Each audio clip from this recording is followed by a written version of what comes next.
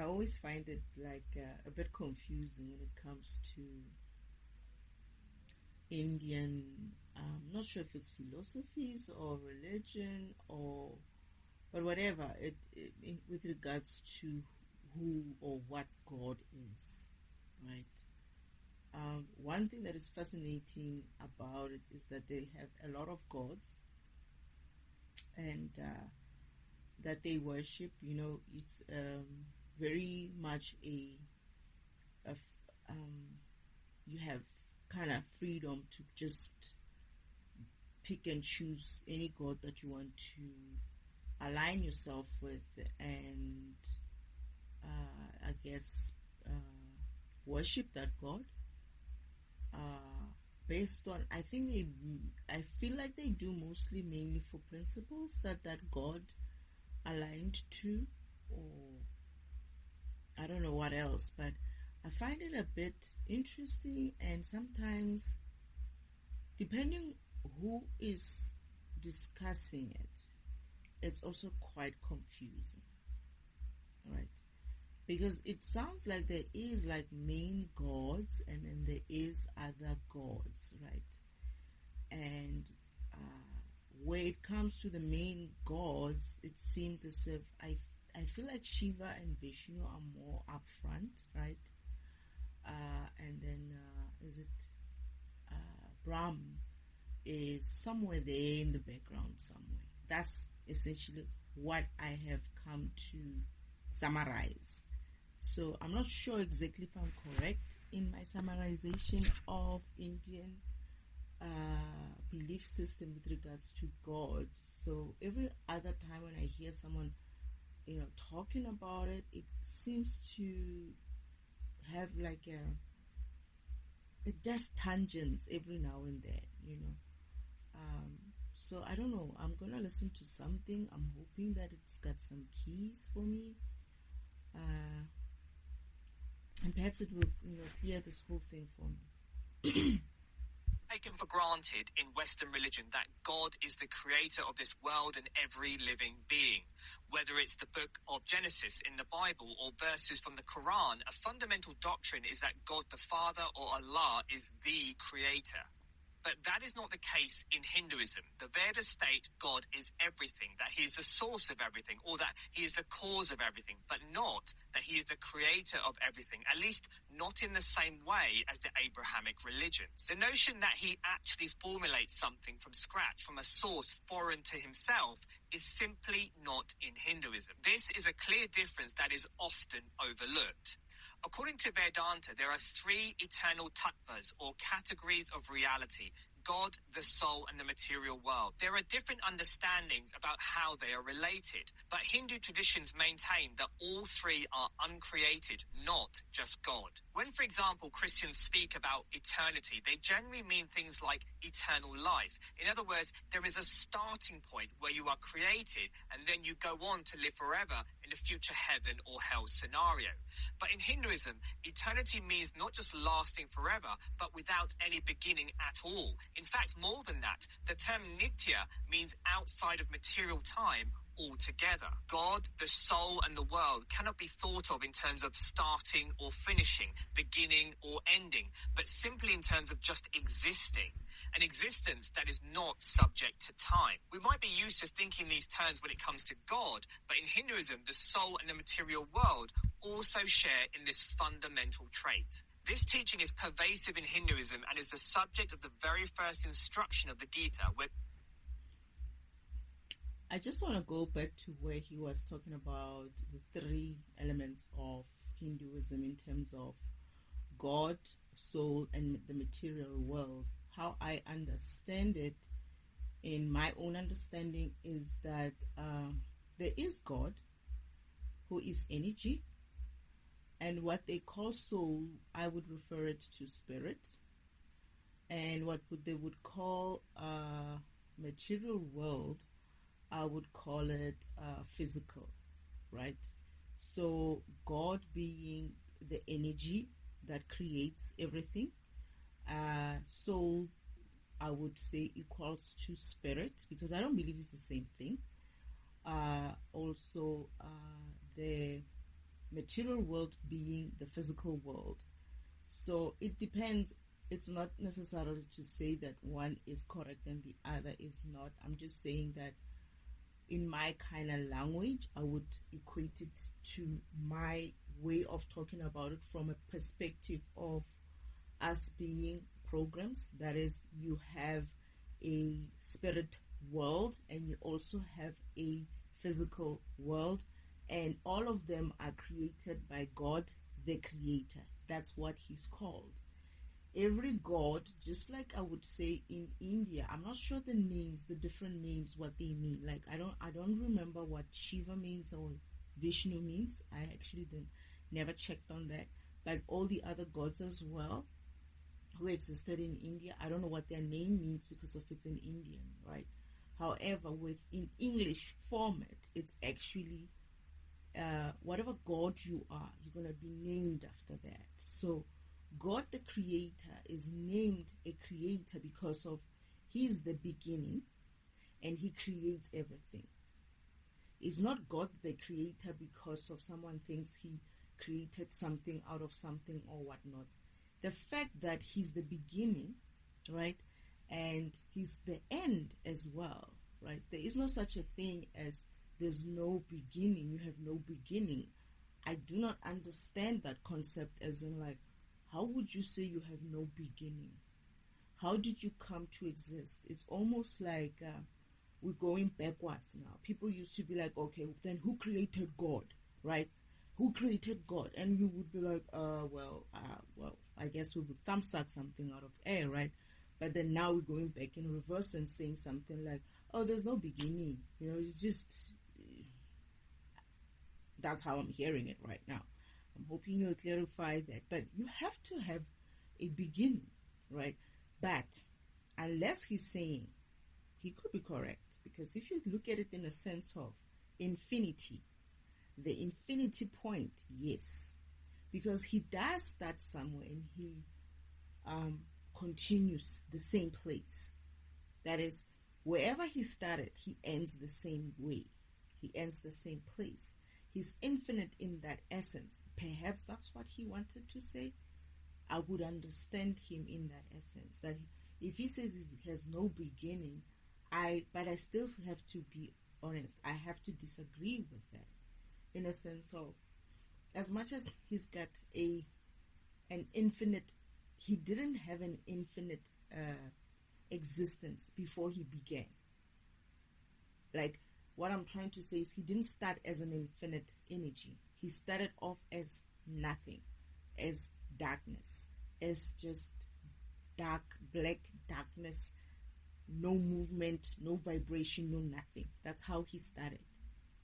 And when he starts with just that little bit of movement, and that's his beginning. So we cannot say he has no beginning. He did start somewhere. However, he becomes infinite as he is already created. That is, he created himself, or he got created by whatever it is that creates him, or however energy moves and it creates him. But he does have a beginning. And he does have a beginning, but he now, just because of he exists, he doesn't really have an existence. And so do we all. That is, once he creates you, that is energy. Once it starts, it never ends. And he is energy first, before he's named God, or before he's named God so and so, or before he is even named anything else. He's just pure dark energy, black energy, what you want to call it, but it's dark energy. He existed first in darkness, just movement within darkness. Krishna tells Arjuna, there was never a time when you, me, and all these kings did not exist, nor will there be a time in the future where all of us shall cease to exist. He states that the soul has no birth or death. It is indestructible, transcendent, changeless, and blissful. That does not mean it does not have a beginning. It is right that it doesn't end, right? It continues, but doesn't mean that it has no beginning. It did begin somewhere. I mean, I'm going to go back to our lives, just us being here or you doing anything every day, if we were to say God created or creates everything, or everything is created from God, the way things are in life, you have to start somewhere. There's a start, right? So the concept of start then has to fall off for everything. What he's saying, or what they are saying as the philosophy, if it's really the philosophy, it's not how he just understands it, is that if you're saying God, the energy that creates us, has no beginning, right, has no start, then everything else has no start. I mean, according to Krishna, if he's saying, Krishna is saying that, then the concept of start on physical environment should also fall away. We are in his image, right? And his image does not have a beginning, right? Then you cannot say something is starting. Then you need to cancel that word. Because the concept of start is not there according to what I'm hearing now. If they're saying there's no start, there's no beginning, it's like, then what are we doing here? Where did this concept of starting something come from? Right? And if, according to what Krishna said, according to him, that we always existed. Yes, we always existed, but then there must have been a beginning somewhere before we always existed. That's what I'm saying, right? And I saw that. This is what Father made me see first, to say, before he got created to be a being of some kind, before he got created to be a being of light of some kind, he was first not even there. It was just darkness, which within that darkness started some movement that is a vibration. And when that vibration got more and more faster, it created some sort of energy. And as it got faster, it started even having things like thoughts. This is where it became to be light, like a spark in the darkness. As he questioned, or this thing sort of like found out what it was, that it's flying or floating within the darkness. So there is a beginning. There's no such a thing as there's never a beginning, there's never an end. There's never a beginning. The end, yes, because of where he he ends, that's where he begins. He is infinite in that way. He goes back to that darkness. So I'm kind of confused with that there's no beginning thing. This is not how I see it. The point is, you have always existed. Let me repeat that. You have always existed. This is not just a religious doctrine, but a profound meditational teaching. It means you are present before your birth, that there is a deeper part of you that has always been. Now, at first glance, this might seem a little crazy, but one needs to spend time with it. Krishna brings up this point to break the identification with our body and mind. It is to sever the obsession with our personality, to disrupt the narrative about who we think we are. Shastra or scripture tells us this body and these thoughts are not me. They are happening to me. I am not passing through time. Time is passing through me. The stronger this conviction grows, the more credible the doctrine of reincarnation becomes. It starts to be increasingly clear we are not material beings searching for spiritual experience. We are spiritual beings that have been erroneously hankering after material experience.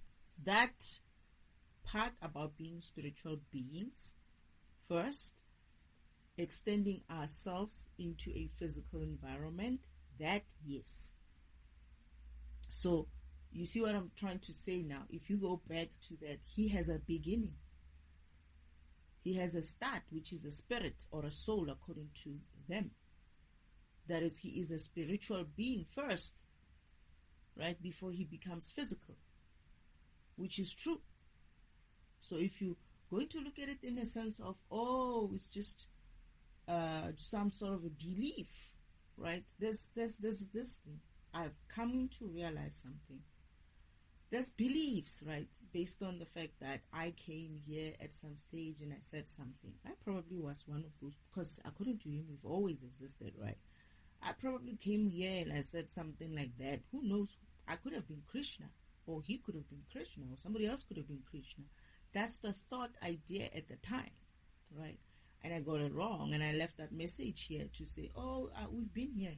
But perhaps I didn't mean it in that way. I could have meant that, I know, you know what, you are a spirit first before you are a physical being. That is your spirit first before you are physical, right?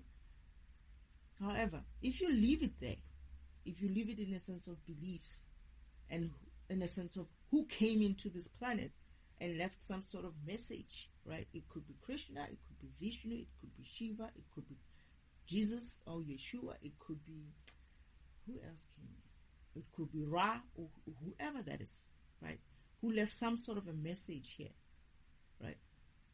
And said whatever it is that they said. It doesn't matter what they said. The fact is, we're all learning, right? And we're all learning to kind of learn to explain ourselves, who we really are, right? But at the time when they were explaining what they were explaining, they knew as much as they knew then. Now, the information is a bit different.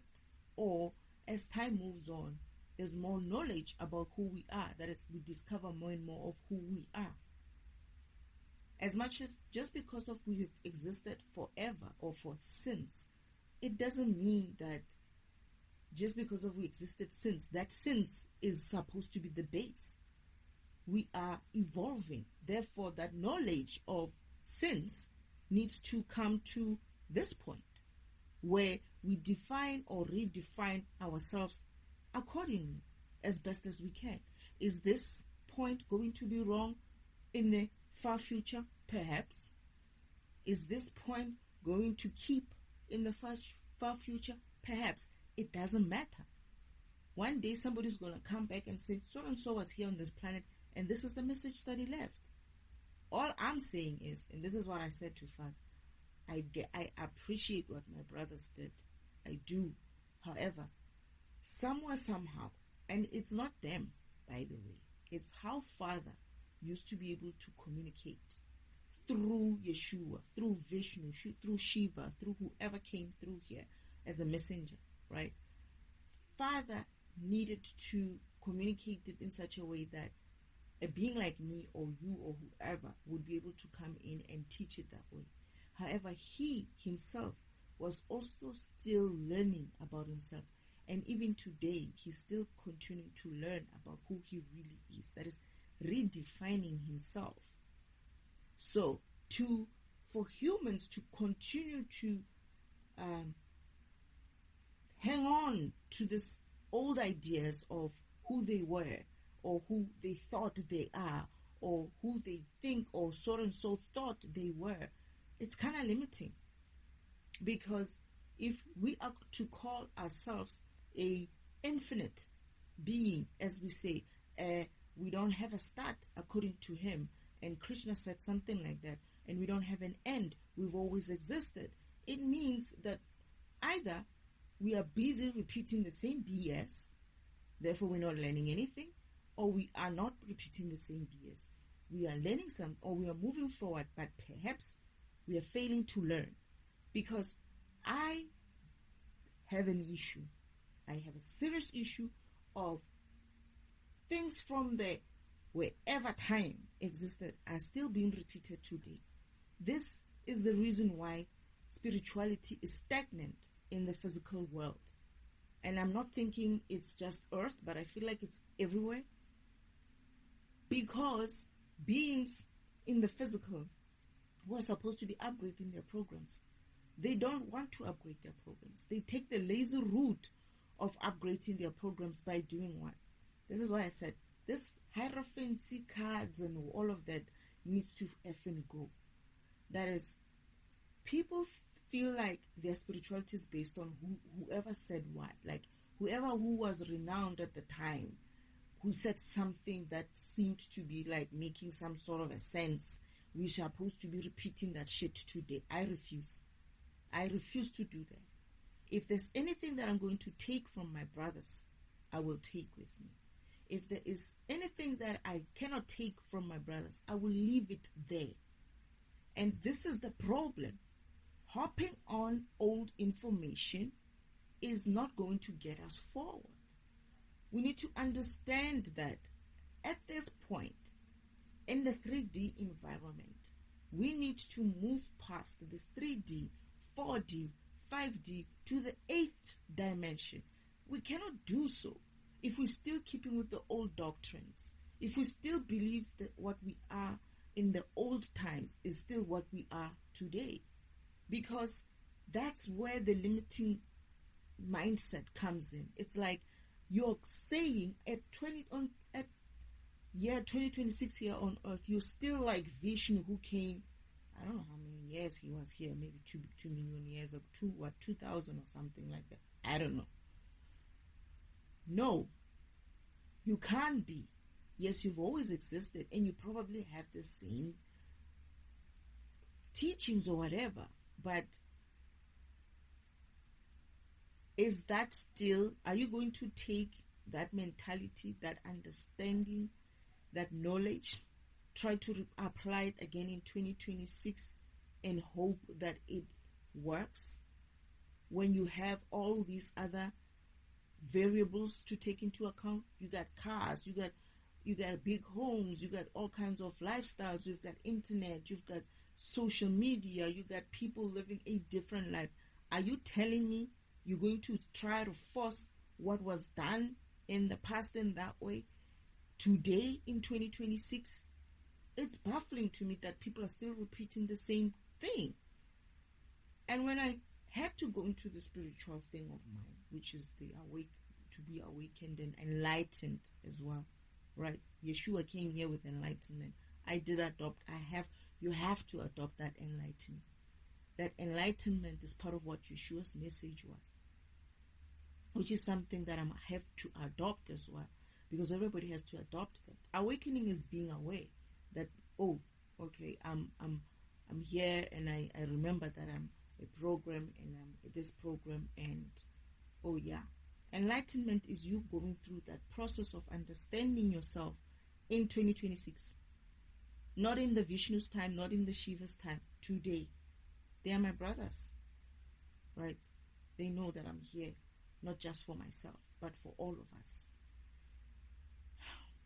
What I'm trying to say is this is another thing where I have an issue with us still trying to say, so and so sad, right? What are you saying? Because today in 2026 is not about what Destiny is saying. It's not about what Yeshua said. It's not about what Vishnu Shiva said. It's about what you as a program are awakening yourself to understand your spirituality as. Enough about not taking responsibility for your own spirituality and keeping to refer to the old text. It's not good enough anymore. For me, I feel like it's not good enough. Here's the thing. As defragmentation, my program, I do not like this idea of chewing and having to process this old thing, this old information. This is why I'm asking Father, what are you going to do with this old data? Because I cannot move, or we cannot move from one dimension to another dimension, still keeping to have to process the old kind of information.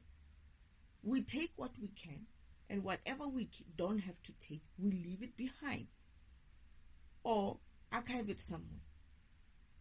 But I feel like, why carry that in? Why not recycle that energy, right?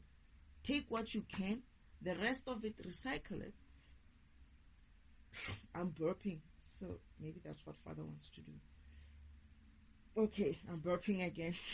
Okay, he's going to do something like that. That is, whatever concepts that don't fit with us in 2026 going forward towards facing 4D and 5D dimensions, Father will have to recycle it. It's not to say that information was not necessary. It was necessary then. They were growing spiritually then. Today it's a new day. It's 2026. We cannot be still hopping on what Shiva and Vishnu and Yeshua did. They walked their paths. They became gods in that way for themselves. You need to do the same thing for yourself. You need to go and understand your own spirituality for yourself, because you could be saying something different than Yeshua. You could be saying some things different than Vishnu and Shiva. How the heck are we going to know that? How the heck are we going to see your God status in that way? Because people go around and say, oh, you are all gods. We are all gods. But yet they're not even willing to take those steps towards that godliness. They like to talk about how they can become gods or how they are gods. We are all gods. Of course, I do believe that most of you guys are still gods in some way. However, I still say, prove it. Prove that you're a god. Go ahead and tell us what your spiritual self, godliness of yours, what godness of yours are you teaching us today about your program. How godly is that program of yours? That's what we're looking for. That's what I'm looking for. I don't have time to be chewing on the old shit. I need new information to be processing. I'm not learning anything that is going to help me today. I tried it. I did try. There's a time when I feel like everybody at some stage does try to read about spirituality stuff, to follow this religion and that religion. Not to follow the religion, but to find out what the religions are about. Like finding answers, There's a little bit of a seeker in us somehow, right? Someone who wants information and who wants to understand how things go. I actually appreciate those people who don't even do that kind of thing, who are just simple and never, hop on this type of religion or spiritual stuff and just live their lives. And when you talk to that person, they always have these philosophies of their own personal self.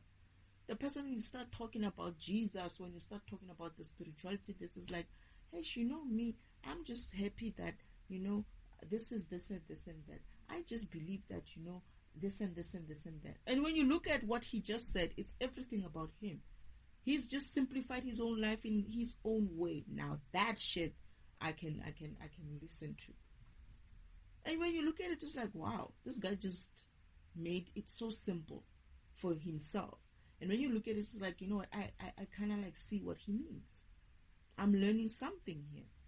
However, people reading a text that was written many, whatever years ago, centuries, maybe even millennia ago, how the heck do you think you're going to understand that information for what it was even then? So many years ago. How do you think you're going to be able to understand it and study it in such a way that some people will say things like, and this is why I keep saying, I don't understand if we are stupid or what, but someone will be like, yeah, we are trying to decipher it. It actually didn't mean this. It actually could have meant this because of this word here also was used in this way and that way. And I'm like, the time and the energy you're spending trying to decipher old tablets, old text and all of that. I mean, seriously, this is what you came here to do on this planet in 2026, and you still want to go with anybody to 5D with that kind of information? What are we going to do with you? What is that information going to do for us? What is that information going to do for us? When all of the programs which are on this planet have knowledge base, you have a database that you came here, or data that you came here installed with, which we're supposed to be reading in order for you to walk your path, your spiritual path in the physical environment, so that you can learn and gain more spirituality. You were given a map to read, but you're not reading that. You're busy reading what Yeshua walked, what Vishnu walked, what Shiva walked. What about your own map? What about your own walking? What about your own spiritual path? Don't tell me about someone who wrote something in the olden days. Seriously, I'm enough with that. I'm done. Because the problem with it is that I have to go and interrogate that shit as well. Okay, sorry, brothers, it's not shit. I don't mean it that way. You know what I mean. But what I'm saying is, I have to, my program, because of it defragments, it means it has to read all this data that people keep repeating every year, every century, every whatever. They keep repeating it, keep believing the same thing. When I'm like, but if I have this information installed within me, because that's what they tell you, that you've got intuition inside information, spiritual information inside of your spiritual program self. You follow that, you read that, and you add value to this planet, to this physical world in that way. You're not going to add value by repeating what someone else has already done. We should also call it, what is that word? Plagiarizing something. Is that the right word? I never know. But that's the thing. It's like people are going on and on repeating about what other people are saying as if like they are adding any value in this environment. You're not adding value by quoting to me what you can quote it. I get it. It's fine. I'm not saying don't quote it. I'm just saying that you're not adding any value if you're going to be teaching from what someone else has been teaching before. What are you saying? It's like your whole content is about mostly what other people said in the past and how you think you understand it. But when I defragment it even, I find it has loops and holes, which I do sometimes believe that's not what my brother said. It may be written that way by who? I don't know. Did Vishnu write any book? Did Shiva write anything? Or is it some third party somewhere who decided that they want to write about it? Because it's usually the case. The person who walked that path never has anything to write or about. They went and walked their path and wrote wherever they wrote or taught whatever they taught and moved on like that. They were not caring about all these things in terms of, I'm going to write about it and I'm going to leave it here. Okay, Father did something different with me. He wanted me to do this kind of recordings and leave them here.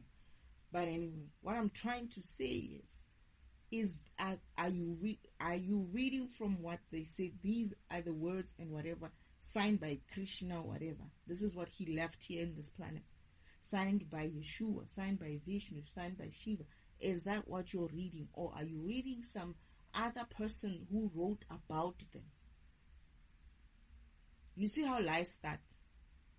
Because of when you look at it, sometimes it doesn't make sense. There's no beginning. You don't have any beginning. I don't think that's what they said. I don't think that's what he meant. But because of you're reading, what is it?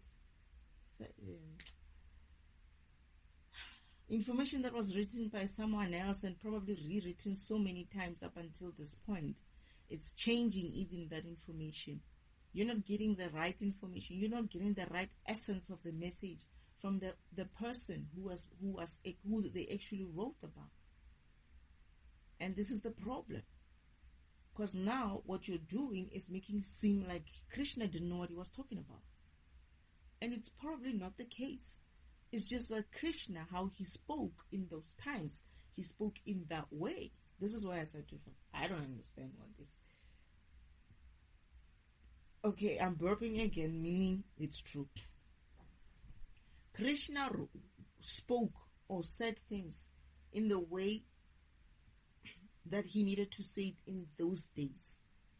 It made sense, and that's how they spoke in those days. That's the understanding, the level of understanding they had in those days. So he wrote it properly, and I didn't get that he said it in that way. I'm getting that he was right even in those days. He said it the way it's supposed to be said. It's who wrote it, who didn't understand it and put it in paper in black and white and wrote his own shit in there.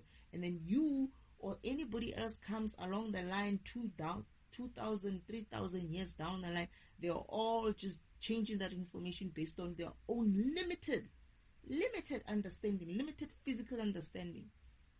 Because of, why would I say they are limited in understanding? Because of they're not looking at everything.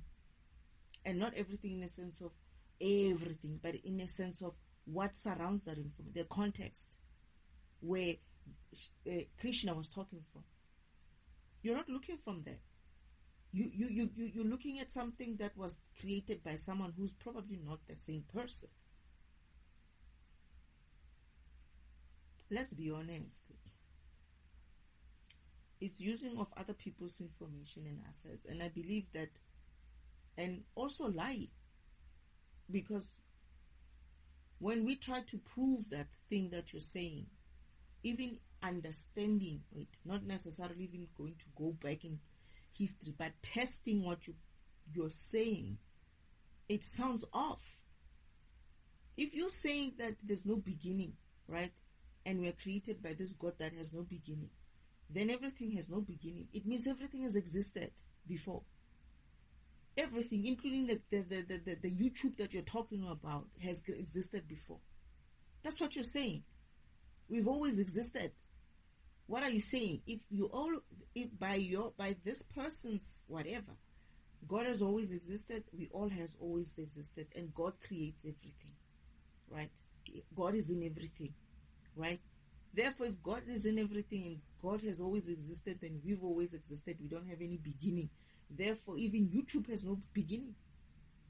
That video that he was doing has no beginning. Never started anywhere. That's what I'm understanding. Because if we are created in that energy that has no beginning, it means everything that is created with that energy or from that energy essentially has no beginning. Because we shouldn't be able to trace it, but that's not the case, right? You know when you recorded that video. You know when you were born. What's the point of birth dates then? Drop that shit. Oh, you've always existed. Then drop the start. Drop every start you know. Because you've always existed. Because if you're saying the energy that creates us or creates everything has always existed, it doesn't have a beginning. And I'm hearing that it's not what Krishna said. It's just the misunderstanding of what he was saying at that time. There is a beginning, but there is no ending, because the beginning and the end is the same. It's the same person going in and out of existence. Hence, he is infinite. Infinity, that's where it comes from. Going in and out, going in and out, going in and out of existence. That power cycles itself, goes, it just keeps flowing. It's a flowing state. But it started from someone before it became infinite. It started from somewhere. Because one of the things that they're going to say, and this is where I was like, hit the brakes. Like I said, somebody's going to come back and say, but then who created God? Then there is no God. Because of why?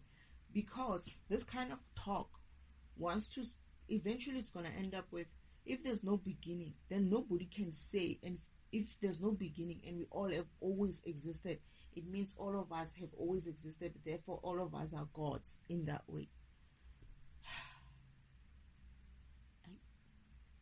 Okay. Continue then with your godliness. That's what I can say. Because I really don't see how you're going to argue that shit out with yourself, not with anybody else but yourself, going forward. Because that shit is going to be proved that there's no such a thing. There is a being that has that kind of energy to create you and create everything else and create himself. And he came from something. He came from nothing but darkness. That's what he is. And they always existed for me. What I understand, probably what could have been meant by that, is that you exist in spirit first. And yes, you could be one of those old programs, right, that has been in spirit in that way. I don't know about myself, because for me, I'm not so sure. All I know is that Father showed me myself when I was young, when I was a child, not even a child, a baby. And he shows me this picture of myself when I'm 40 years old, not 40, 39 years old, when I'm on earth, he comes and takes me and it's like, I want to show you something because you're going to need this information. And I'm like, what is this? Because the times are not the same, right? We're not living the same time. And what I got was, that was me in the court as a child, as a baby. And I remember, then after that, I started remembering how I was in heaven. As a spirit. Yes, as a spirit being. How I was growing so fast as a child and all of that. How I became to this certain age.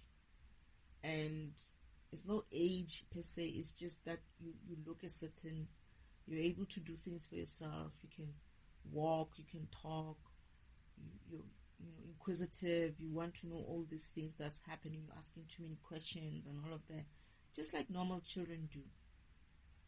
The concept of age is not something that I knew, the concept of color, that is the color of your skin, whether you're Indian colored or whatever. Okay, I have called colored because where I am there. White or Italian or whatever. I didn't know. I just saw my brothers and sisters being different. Right? I didn't even know how I looked. And I feel like Father did it on purpose. Anyway, with that being understood in a sense of, when I left and I came here for my mission, I was a child. I think you could equate it to someone who's turning about 12, 13, 12, somewhere there. And what I understand is that my program is young. It's a young program. So would I say I've always existed? No. I had to be birthed. I had a beginning. I was birthed. I was written as a program and birthed. So, you will find it as well that you are also birthed from an ancestor or a program that has existed probably before. But you're just a newer version of it. Underline new version of it. And be new version of it. And stop quoting old shit and be a new version of your program. Because that's what you're here for. You're here to upgrade that old version, the old Vishnu and Shiva and even Brahman. Because Father is also learning as we're learning. As I'm learning and as we're learning and as everything is going on here, he's learning. He's continuously always learning. It's like we all have to evolve. However, for some reason, physical world is stuck in this old concepts, old ideas, old way. I don't know why programs wants to learn like that, Father. This is interesting, come to think of it. I don't know why I get that even in other planets the same thing is being done. Like they would have some sort of a... They're not necessarily. They don't have like religions like us. Like where they would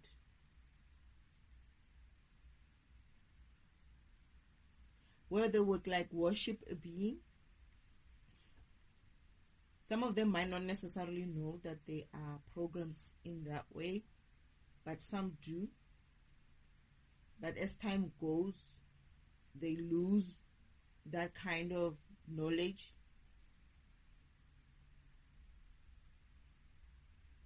It's almost like I'm getting that out, like in our environment and on Earth, the belief systems. Okay, please, I should have known. The belief systems are created from this deity praying kind of a belief system is created from a devil perspective.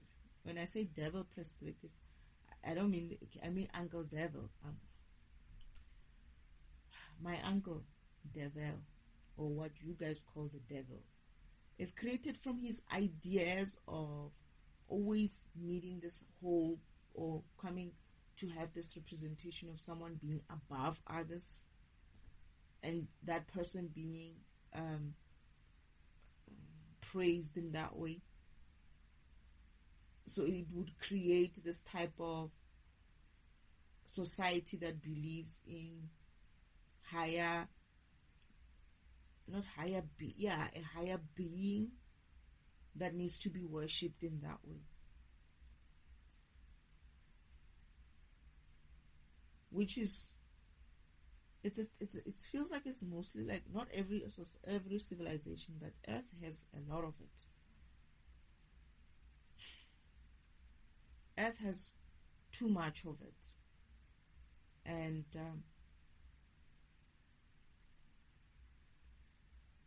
I'm getting stuck, or I cannot understand what it is about humans, or let me just talk about humans because I don't remember about the other planets so much, but let me talk about what I've seen in this planet, is that I cannot understand why we always have to go back in so far of a history in order for us to be able to understand ourselves today, when that information it's almost like, let me put it this way, I feel like there's a time when that information was relevant, and I feel like there's a gap between some time and now that information gets so diluted and so, I don't know, mixed up with many other different ideas and meanings, because it seems as if, like, as time goes on, people try to drop the message to fit the narrative of the current time. And as a result, today, that message, when you listen to it, it's like it has lost its... It's like if you copy data over and over again, right?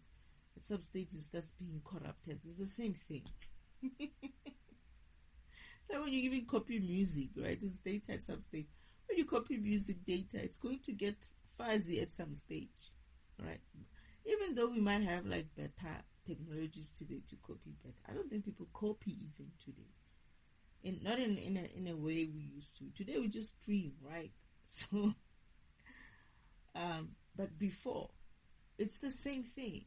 It's like by the time you reread or try to re-understand that message in 2026, you're going to your mind will probably try to help to force you to fit it to what you could understand in 2026. And therefore it drops its original meaning. And this is why it's very much dangerous to keep repeating what people did before you in that way, unless they are your ancestors. That is, they are your direct kind of ancestor. You could be, Vishnu could be your ancestor, Shiva can be your ancestor. That's fine. I don't know why I always mention Vishnu first instead of Shiva. There's no order. Okay, there is an order. There's fragmentation and defragmentation first. I'm not sure who's doing what there, but I kind of like thought Shiva is fragmentation and Vishnu is defragmentation. But I guess Shiva is more like me. Maybe that's why. Don't be like that, okay? Yeah, but anyway, what I'm trying to say is, I'm talking to my brothers.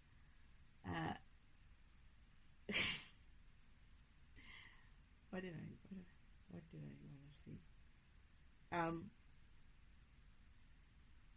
The information will dilute by the time it gets to 2026. It's diluted. It's no longer the same message that Shiva and Vishnu left here. It's no longer the same message as Yeshua left here. It's no longer, even with Yeshua is worse. It was not the same message from the beginning, if I understand correctly.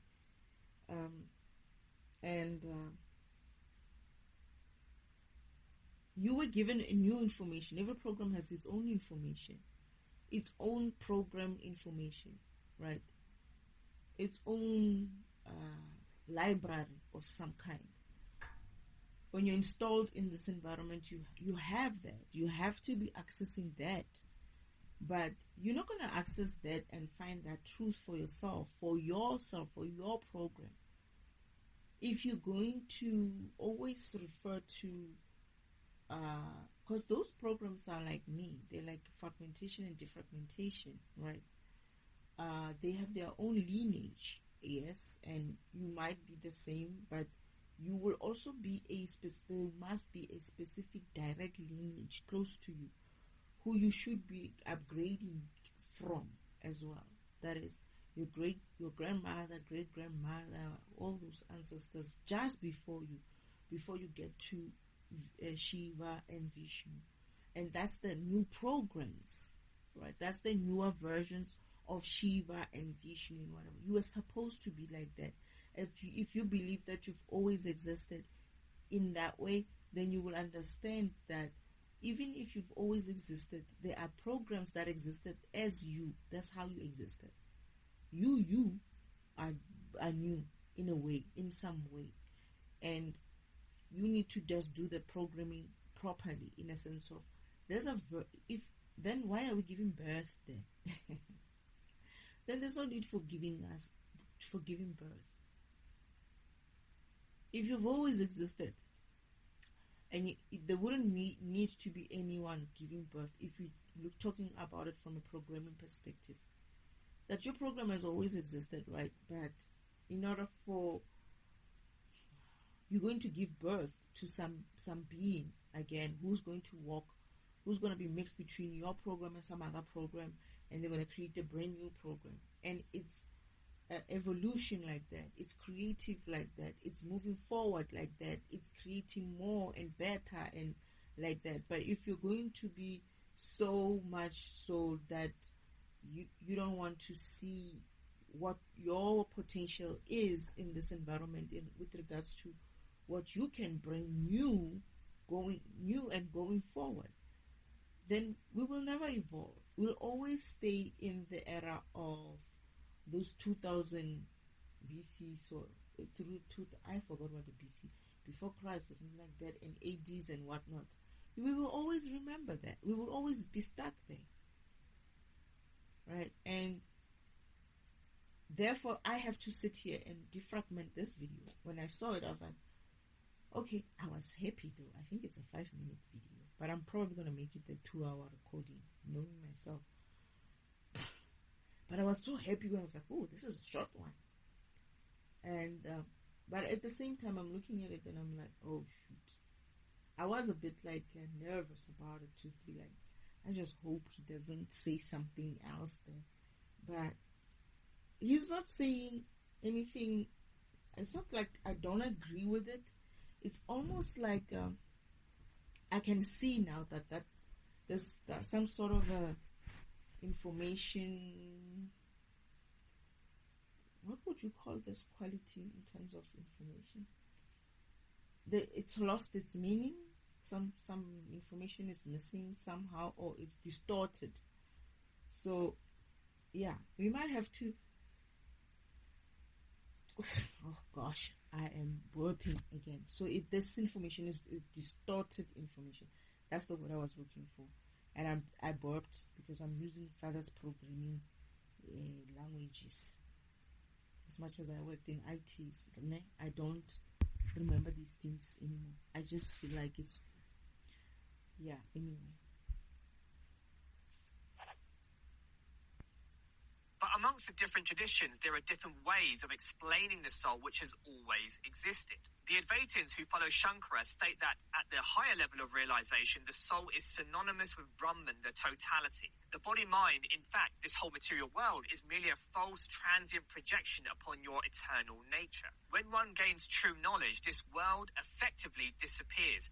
That Brahman, which has been consistently present in the background, is all that remains. The stance of some traditional Hindus, such as the Sri Vaishnavas, is that you have always been in this material world. There is no starting point where this bondage began. Life after life, without beginning, you have been entangled in karma and desire. Another school of thought among some Vaishnavas is that every soul was once blissfully existing in the spiritual realm, but through some mistake, there was a fall into this world. The goal, therefore, is to once again stop this same misidentification of the soul, but this time with a view to returning to our old state which we once enjoyed. I don't know about the mistake part, but what I understand,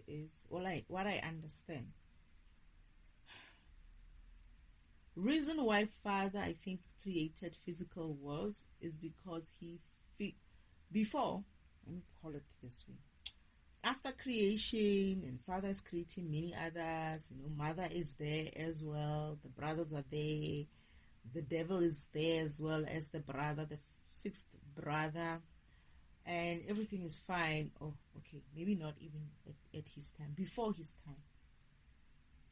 Father, is it before his time?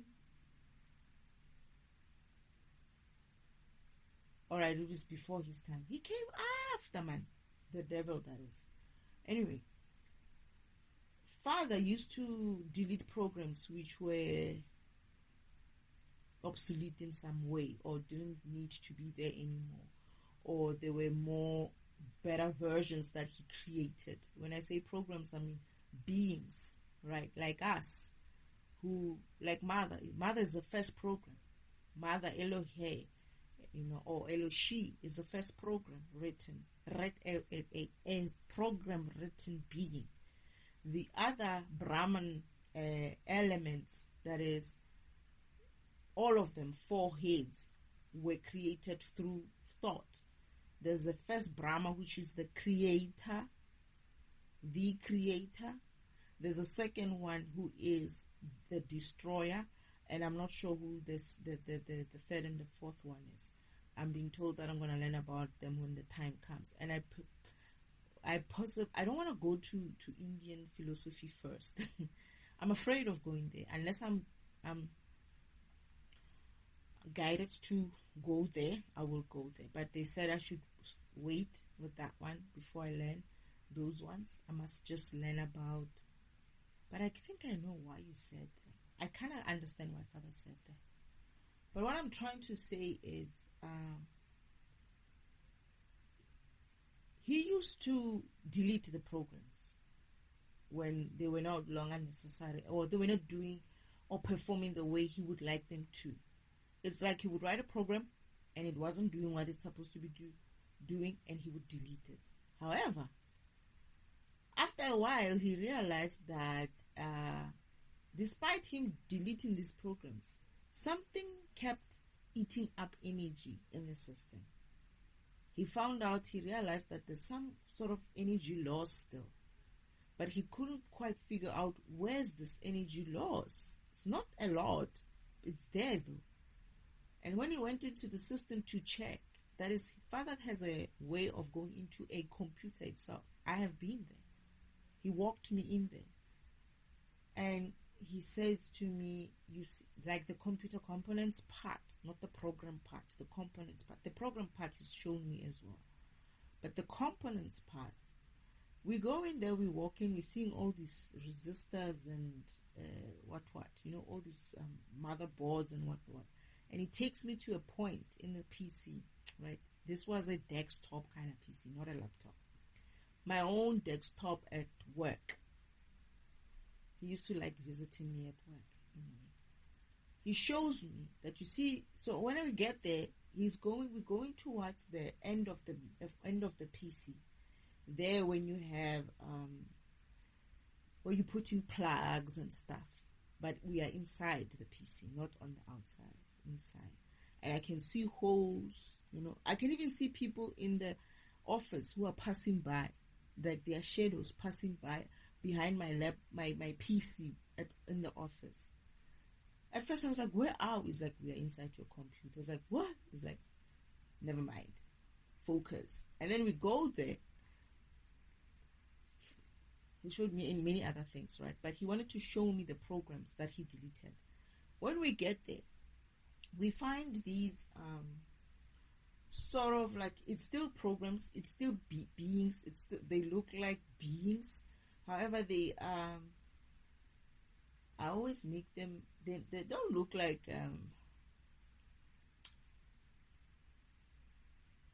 Father calls them, that's what they mean when they say there's gremlins in the system. They call them gremlins, and they look more gremlins because they are small, they are tiny, they are small, but they are alive.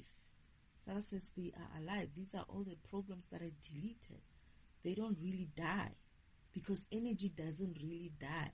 What I did by deleting them, I essentially took away most of the energy. However, there's still, because energy doesn't die in that way, there's still some remnant energy that's still keeping them alive. And that's why they become gremlins. So what they resort to is they resort to surviving by stealing any energy release in the system. That is, when your PC heats up, that heat, there where it starts heating up, expect the gremlins sitting there doing what? They have like these baskets or some sort of a catcher or something like that, where they catch these lights. It's like sparks. You won't see it with your human eye, but when you're in there, that heat, it does actually have a spark because it's still energy, right? It has sparks, and they just capture these sparks and put them to themselves so that they can energize themselves, and that's how they survive. So Father didn't like that method when he realized that, oh my goodness, all this time I've been deleting these programs, these things are still alive. So he had to think of a way of coming up with a way of not necessarily deleting programs just because of like, okay, I wrote this program, delete, and it goes somewhere in the recycle bin, right? Delete somewhere in the recycling bin. However, there's this element of this program, even though it was recycled, the energy still remains with it, so that it doesn't die completely, right? This is not before recycle bin, actually. What I'm understanding is that it was before recycle bin. So how he comes up with an idea is that he came up at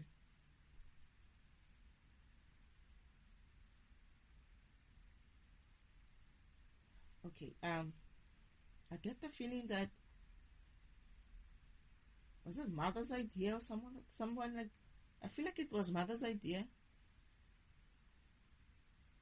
about teaching.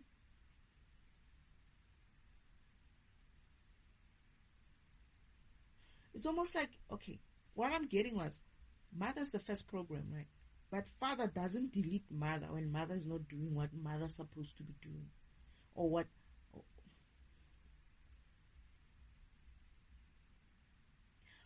He doesn't delete Mother when Mother is not performing in certain ways the way he wants her to perform, right? What they did with her was to teach her. And Mother was such a... I remember watching her, she was such a learner. You know, she always like, you will always find her learning, right? And she was a good student. So they used the same idea. Mother was like, why? You teach me. Why don't you teach the programs as well, the other programs? The way you teach me, right? Because you don't delete me. You just teach me how to do things, right? And this is where they decided to have some sort of a teaching environment. Oh, so, okay. So what you're telling me is that the physical environments are kind of like a teaching environment, learning places. People used to say that. I never used to believe it because I don't have a background for it. So now I'm getting the background, so I can believe it. So they had to create some sort of a teaching environment. Now I'm getting it now. This is why people call Earth a class, I guess. So some people, you see, were awakened and enlightened before even I, because of they remember some of these things. They just slept to it.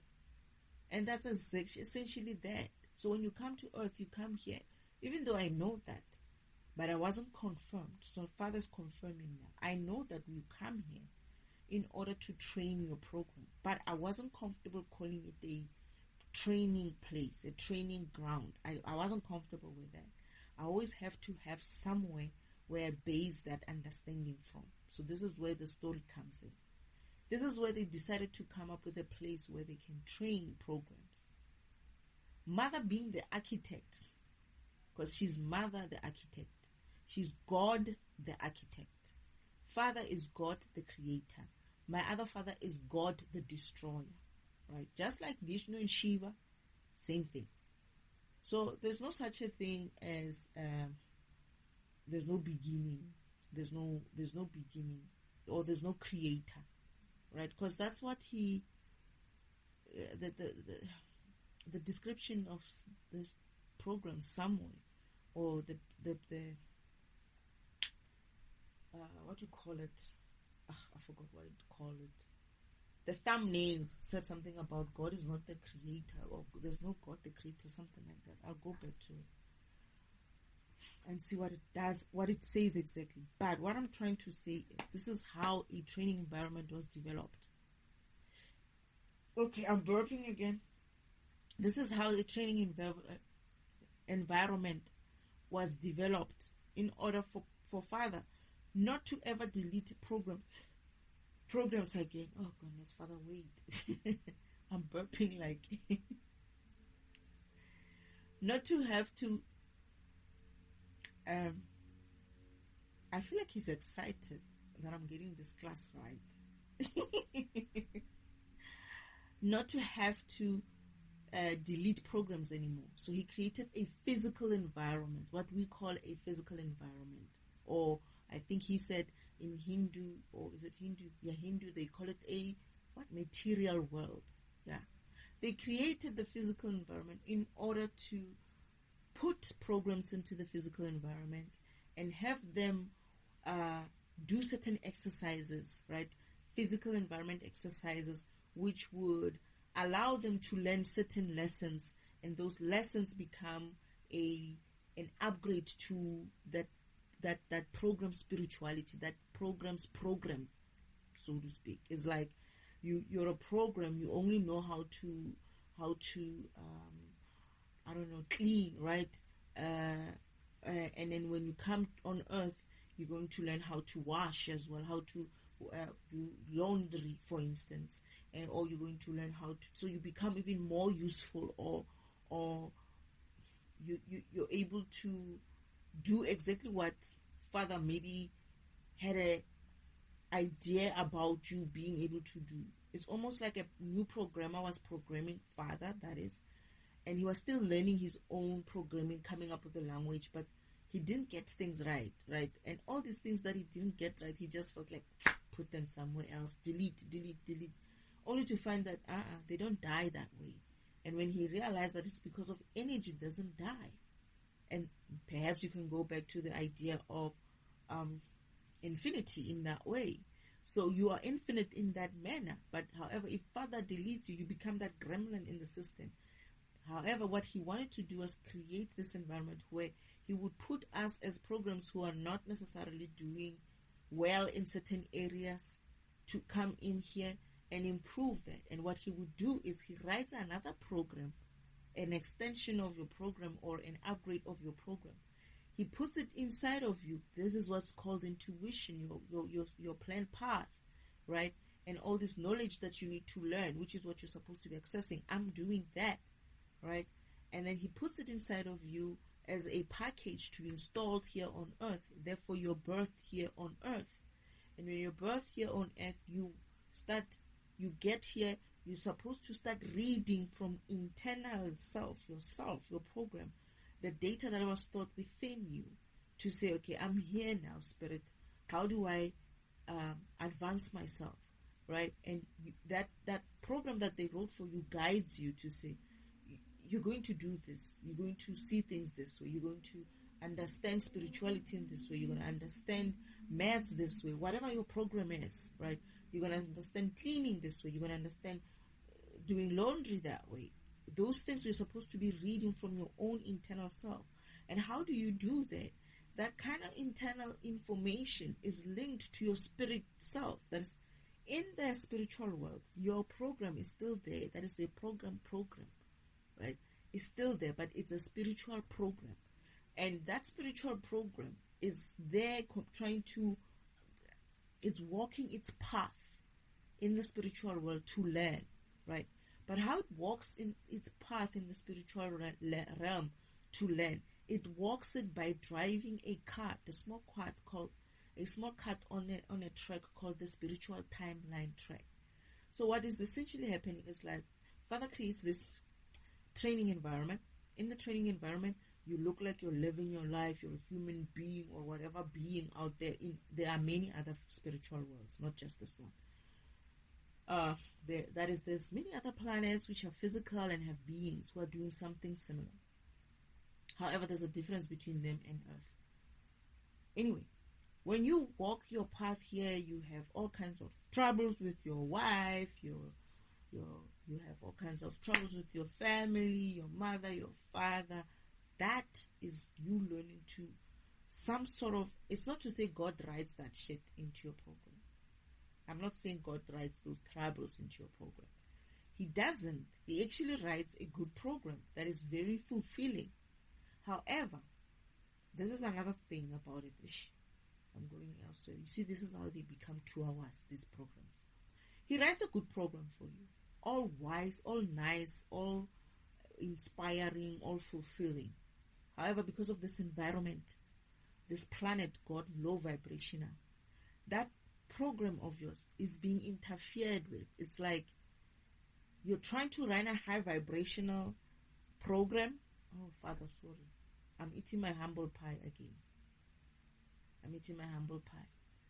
You're trying to run a high vibrational program which God the Creator wrote for you. However, you're in a low vibrational environment which is not by His design. Now that part is the devil's bullshit, right? That's what he did. He got this environment low vibrational. So instead of experiencing that home life in a more fulfilling, uplifting and learning and whatnot way, you're going to experience it based on the low vibrationalness of this environment.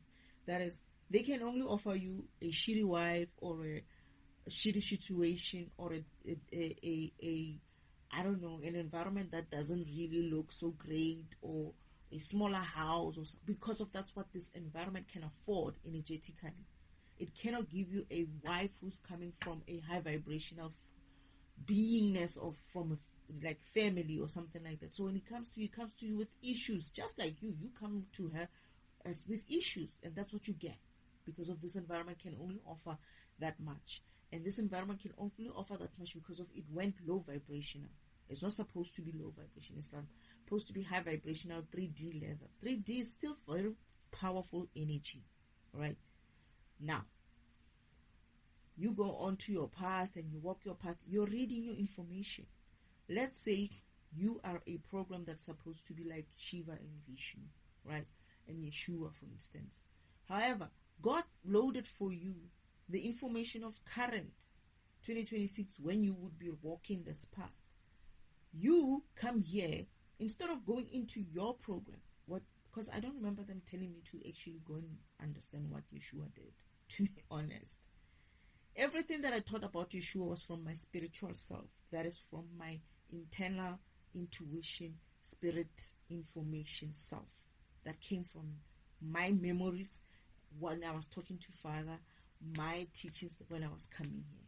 That's everything that I recorded, or I went through meditation with, is from what Father taught me.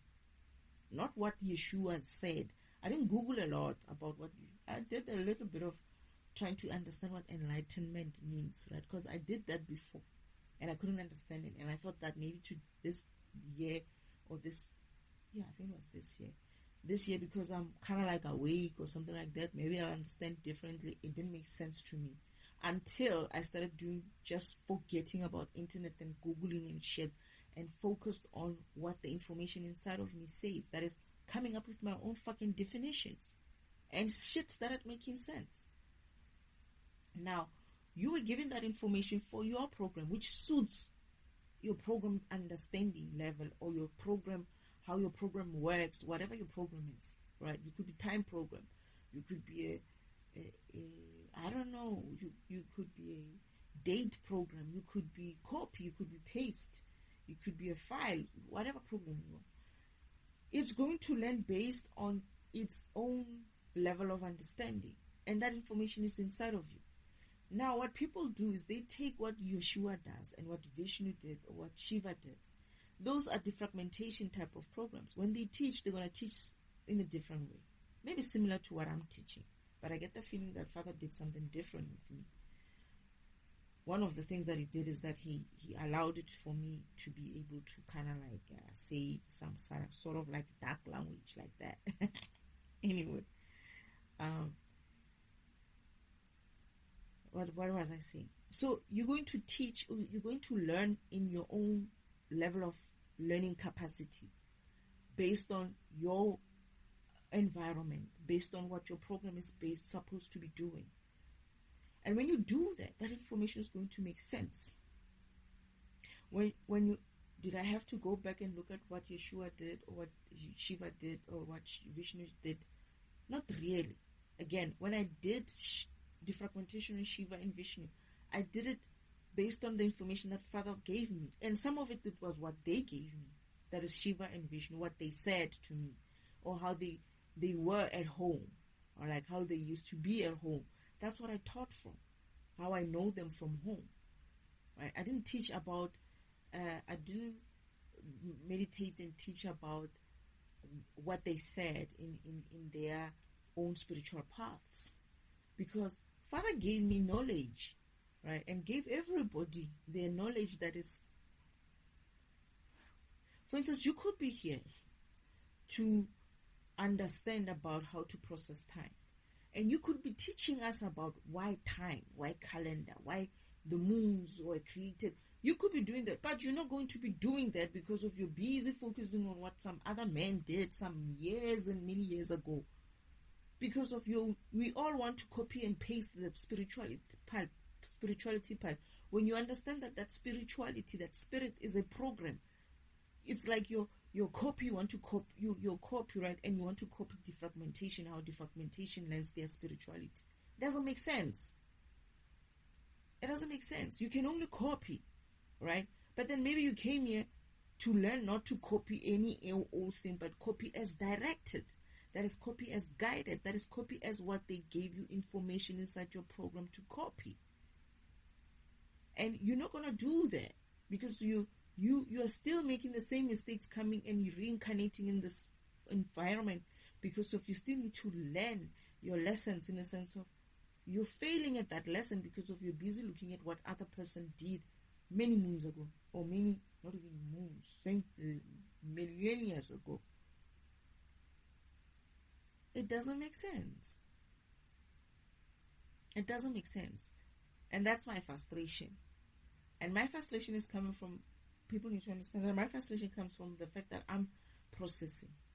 I'm processing the database. I'm building blocks. I'm taking every program, whether it's a concept, whether it's a being, whether it's whatever we're using, whether it's money, whether it's religion, whether it's... I think Father wanted me to do politics, but not really. I don't think he wants to do politics. We'll see.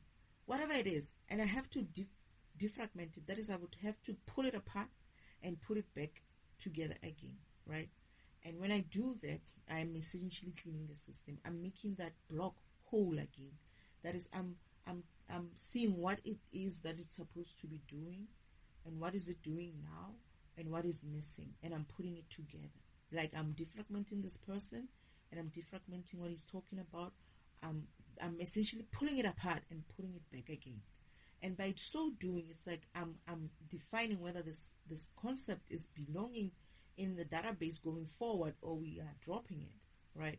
And that's essentially what I've done right now. I'm saying, okay, some of these understandings are not as old as we think because of they've lost their meaning throughout time, and we need to drop them because there's no need for that anymore. They came, they did what they did, they conquered and they left. You need to come here and do the same thing and leave, right? And stop copying other people's shit that they did many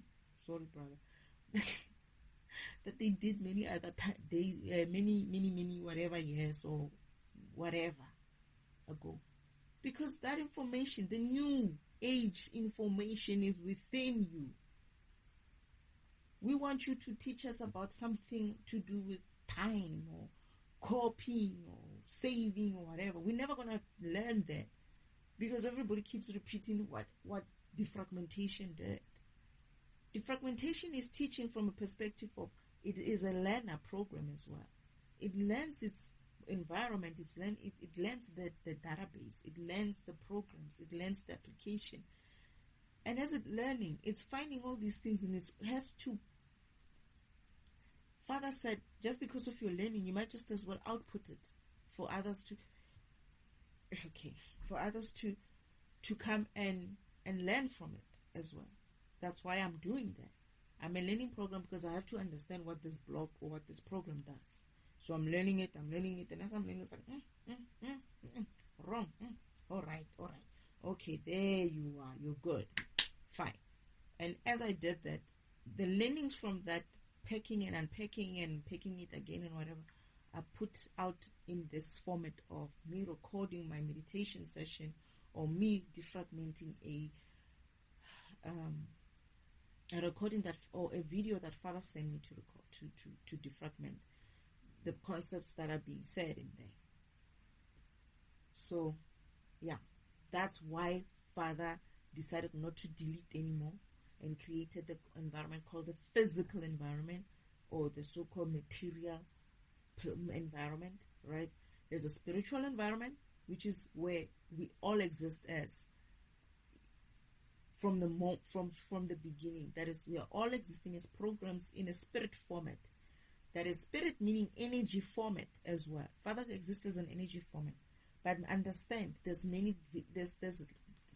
dark energy format, and there's also light energy format. Father comes from a darkness, right? And he created himself in a light format at some stage.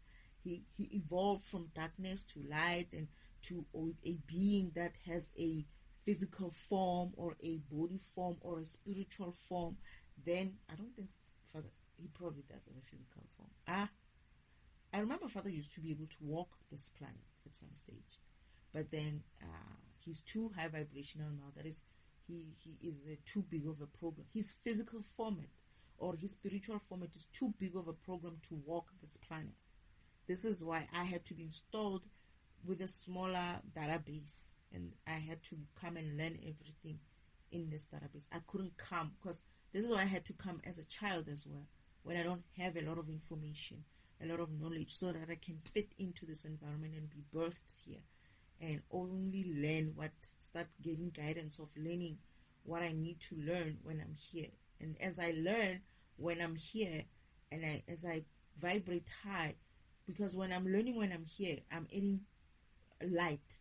My learnings, my learnings, my correct learnings from Spirit itself, from God itself, with His guidance, it's elevating, it's vibrating, it's helping this environment vibrate higher. Because I'm not learning from a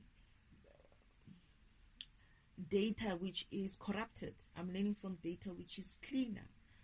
So by so doing, I'm adding light into the environment. However, when people keep repeating incorrect information, distorted information, they are adding more and more and more shadow, more and more darkness, because that information is it's making the system not run properly. It's like we're loading data which is incorrect and going to run our lives in this environment with incorrect information. And we wonder why we get fragmented wives and fragmented children and fragmented environment. Because you're reading an information that is fragmented. You're referring to information that is fragmented. And therefore, expect the vibration to be low. Expect the vibration to be low. Because of that information, it doesn't sit in here anymore. It doesn't fit in here anymore. It's not necessary in this environment anymore. It's like repeating. It's like, let's just say, I don't think they got it wrong. I think they got it right. They taught it the way they taught it then. They spoke a specific type of way when they spoke then. This is my issue with them.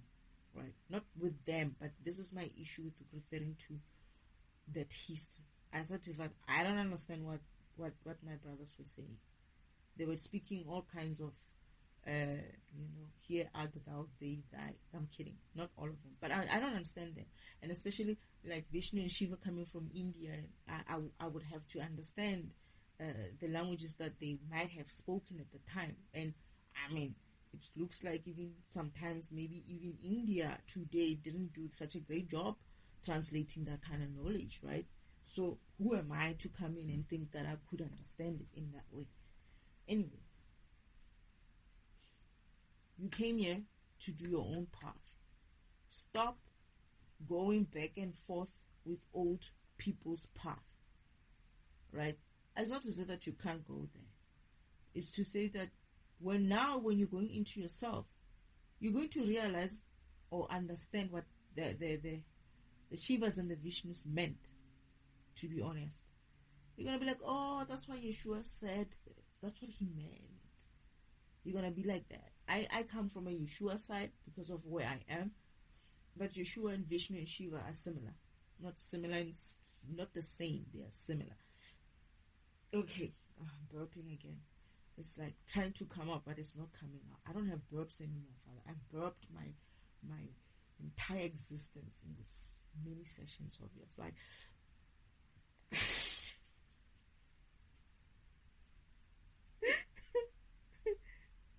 they shut me up by burping again. I tried to force a burp. I eventually burped. It was there. It's not nice to burp. I don't know how. You must find another way to do this. Seriously, Father needs to find another programming for this. I don't know why he wants to do burps, but maybe it's a thing that works.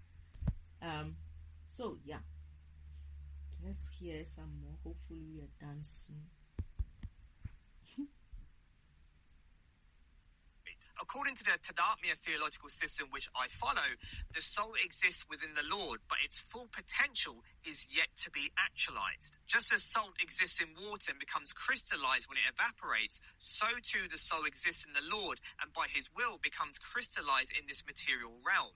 The soul associates with the mind and body, and through innumerable lives, its relationship with God grows. Eventually, its full potential is carved out. All of these propositions attempt to explain the greatest mysteries of existence.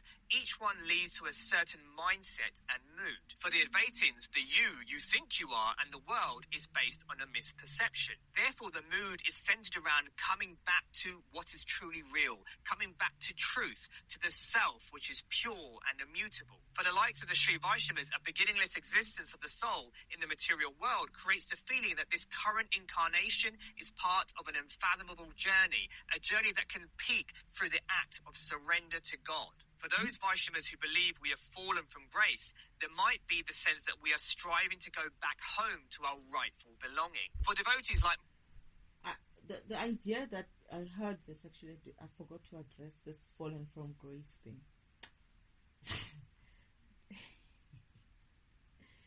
There's no such a thing. That's such a low vibrational way of thinking. This is the type of shit that's going to keep people in a low vibrational state. Because you always think that there's something wrong with you in that way. There is something dirty, you've fallen from grace, you're a sinner and all of that. No. You are a program. You were written for that era, for whatever reason. However, you want to expand. You yourself want to expand. It's not even God who's saying you need to expand. I don't know. The example that he gave me, Father, was someone coming in and asking, you know what, hey, I'm not doing great with this type of functionality. Can I get some upgrade there? And Father planned an upgrade for him. Fine. So you're the one who wanted to come here. There's no falling from grace of any kind. I was also a little bit, I don't know what to call it, but I should have kept my mouth shut because I kept saying, yeah, I want to go to Earth. I want to go to Earth. Let me go. I'll do this mission. I didn't come from a fallen perspective. I came from a mission perspective. And people are coming here for different reasons. The one being that I don't think it's also should be called in a sense of, maybe, I don't know, Father, you'll have to correct me. Uncle Devil, right? I know that he was cast out, right? To come and walk his path here on earth. He was also coming here to upgrade himself, right? And he is more in a mode of fallen, in a sense of. But it's not even that, man. I don't even believe it's like a concept that should be. It's another low vibrational concept. He was cast out because of he couldn't do certain things. And he needed to change his mindset. And therefore he had a path planned for him. He was anyway going to come here with his path plan that is birthed here and walk his spiritual path in a physical world in order for him to upgrade his program, because so that he can change his bloody fucking mindset. The mindset of, oh, so and so is fallen, oh, so and so, let's praise so and make him a deity. Not to say that the gods in India are that way. I'm just saying like certain type of things, the way he does it, right? I'm not talking about the other Indian gods thing, right? Because you can, I'm not sure if you can, but I think you can follow like different principles and all of that, right? What is it, devotees of whoever. Those are gods as well, right? They also walk their path similarly. They became gods because of they went inside. They tuned into themselves, inside information, their own intuition, and read from their intuition and mastered whatever it is that they came here to master. That is, mastered themselves in that way. And this is why they are gods in that angle. God of water, God of whatever. They mastered those things.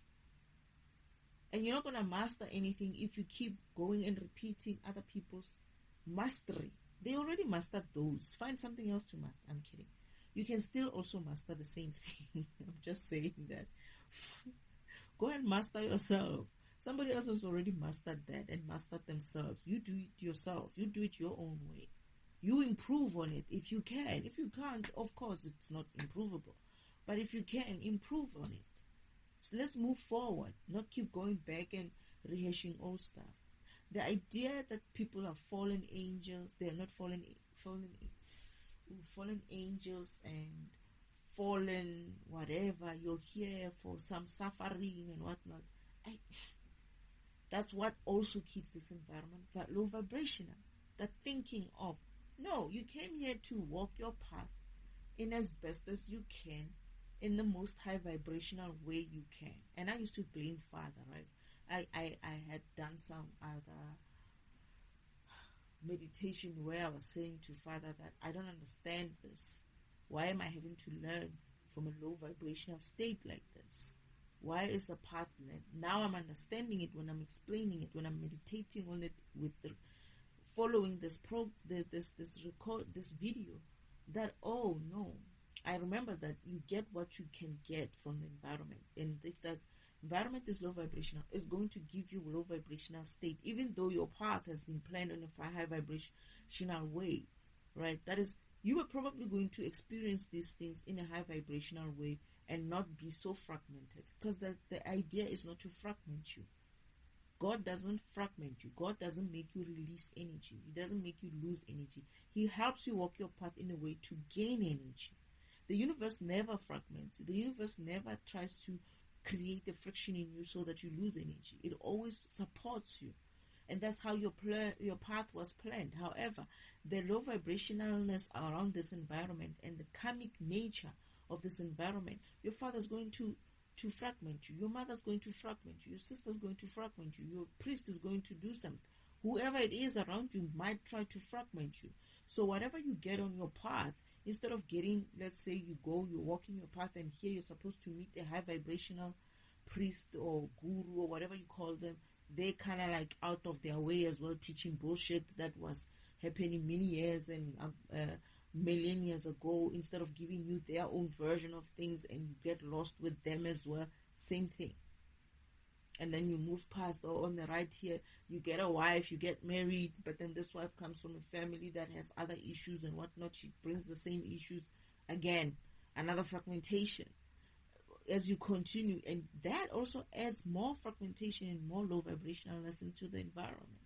Our individual experiences, the way they have been structured in a high vibrational way, however, the devil made sure that this environment becomes so low vibrational that your path becomes difficult for you to walk in a high vibrational way. It's not that it's impossible, it just becomes a little bit difficult, a little bit more low vibrational. But however, you still have to walk that, because the more you walk it, the more high vibrational it will get. Because when you get high vibrational within that walking of your path, it also starts getting high vibrational, right? You leave the low vibrational behind and you ascend higher than that. This is where the spiritual timeline or the spiritual ladder is about, is that you leave the bullshit down there, you go up where there's like air there, it's cleaner, fresher air, and you ascend there. But you're not going to be able to do that if you keep roaming around in distorted information here, right here in the ground here. You'll never elevate, you'll never ascend the spiritual ladder, because of you're still hanging around information which was high at the time when it was made. However, as people dropped that frequency of it by distorting it, you're getting it today in 2026, and you still thinking that Shiva said that, Vishnu said that, and you're making more dirty kind of data into the system by saying things in some weird way because you think it's okay to say it.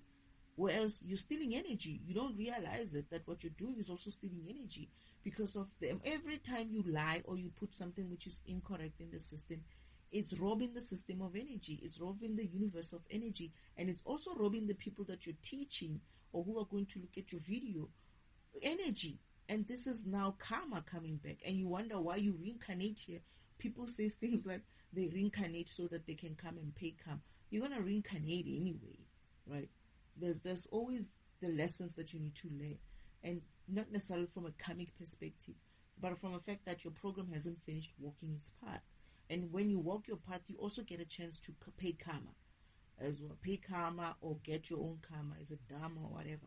You also get your dharma. So it's not to say that you're coming only for karmic lessons, in the sense of you're going to come and pay karmic lessons. Some karmic lessons are actually quite good lessons. They actually teach you in such a way that you gain instead of lose. Like, in the sense of, they can be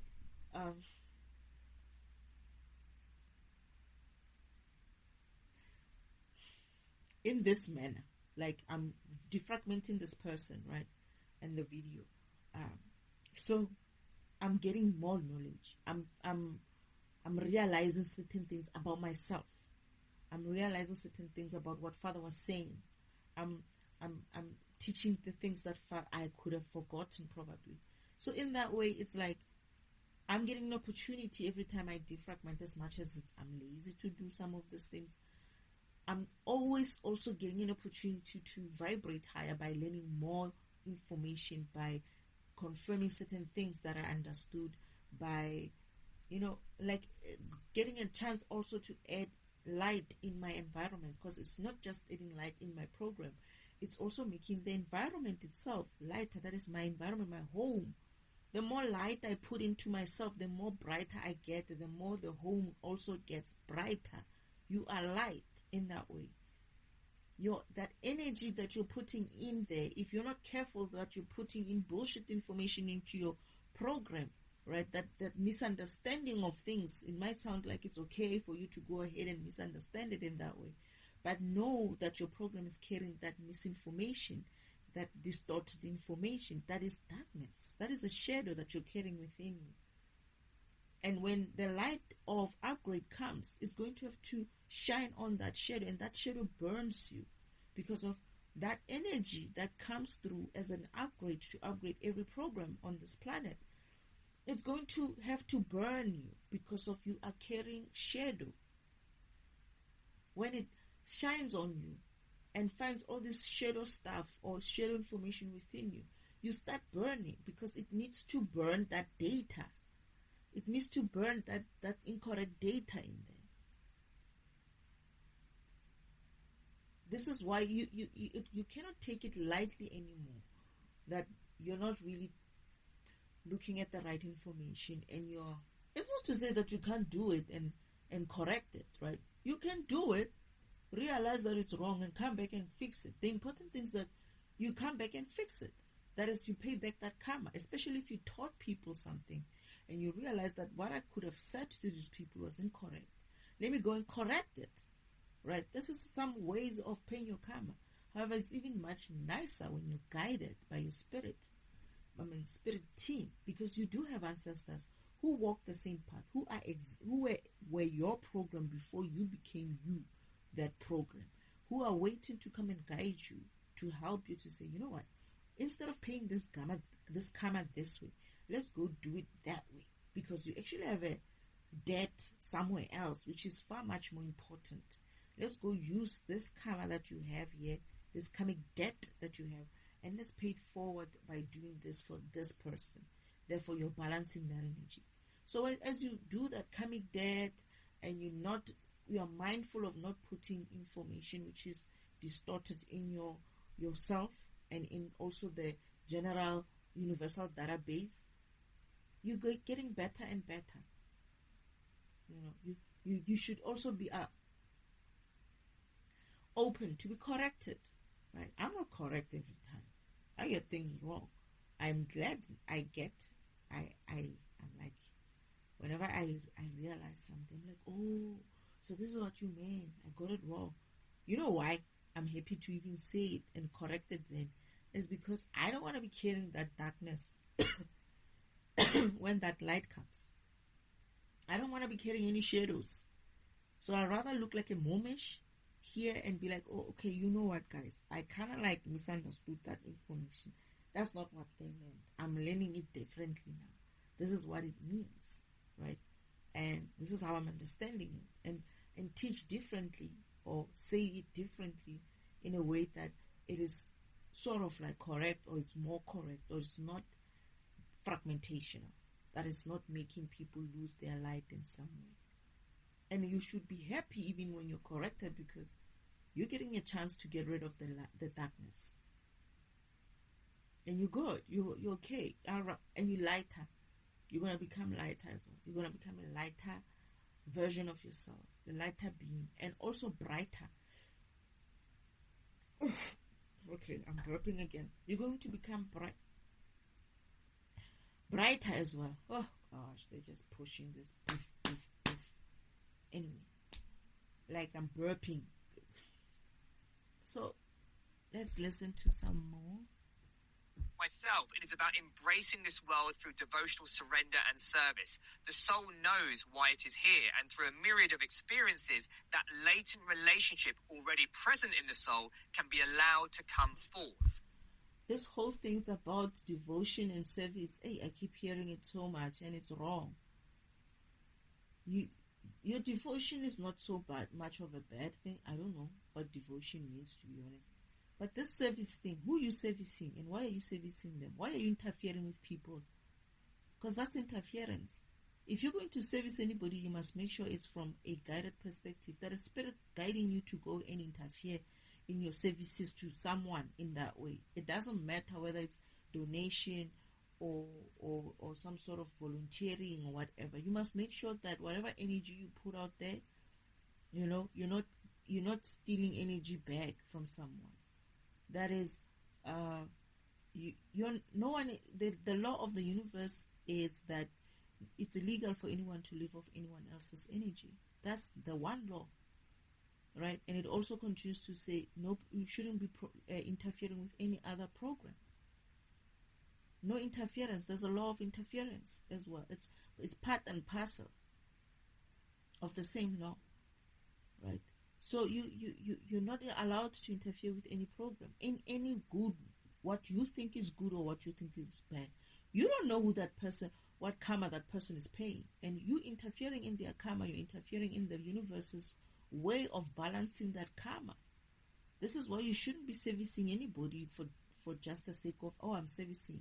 About devotion, I don't know. Devotion is you giving energy to someone or something like that. Then you might be also making an imbalance in the energy. So I don't know. I don't know about devotion, to be honest. What is devotion in a way? I'm trying to figure it out. I have to figure it out some other time, not today. But just be mindful whatever actions that you're doing, because they've taught the world that you're supposed to be here and be devotion and service. It's like, no. You're supposed to come here and walk your path. If your path calls you to some service, like I would be, right, myself, then yes, because of why? I have some karma that I have to pay. I probably have some karmic debt, like huge karmic debt. And you're not paying just your karmic debt for yourself. You're also paying karmic debt for your ancestors, by the way. So perhaps my ancestors, like Yeshua, came in here and he left some big debt here, right? We're going to have to pay that debt. And that's why it's him who's going to have to be like, all right, destiny, moving this way. I made a boo-boo there, and we also made a boo-boo there, and we're going to have to pay there and pay there. That's what it means to be guided by your spirit guides, your ancestors, right? Because they know what debts they created in this environment. And they're going to help you to go and pay back that debt, because you're not paying it for yourself. You're paying it for your programmed self, since, well, you know yourself being, I've always existed. I know I've existed. Yeah, you've existed, and you have also collected a lot of karmic debt through you and your ancestors. So yeah, enjoy paying your karmic debt, because you're happy being, oh, I've always existed. There's no beginning. There's no end. Okay, then you're responsible for paying the rest of the debt there. So you're not, but you're not coming onto this planet just for the sake of karmic debt payment. Here's the thing: you pay debt, karmic debt, even in spirit. When that light comes, it's not going to sweep just the physical environment. It sweeps the physical and the spiritual environment. Anyone who's in the spiritual environment who's still owing debt, well, and this is why some of them want to come back here, to come and walk their path and pay their bills, right? Because one, they get not necessarily to come back to pay their bills, but one, they actually want to get an opportunity to upgrade themselves, to upgrade their functionality. It was a good thing to come here at some stage. It was a welcomed thing. It was a wonderful thing, because now they don't have to be deleted. They can come here and walk their path and gain their energy, and people became gods, right? Some of those gods are in paradise there in the spiritual world. They're living in mansions and stuff. They are wealthy in that way because of their energetically wealthy, not money wealthy of this physical environment, but energy wealth. And that's what you get when you walk your path. You get to earn power.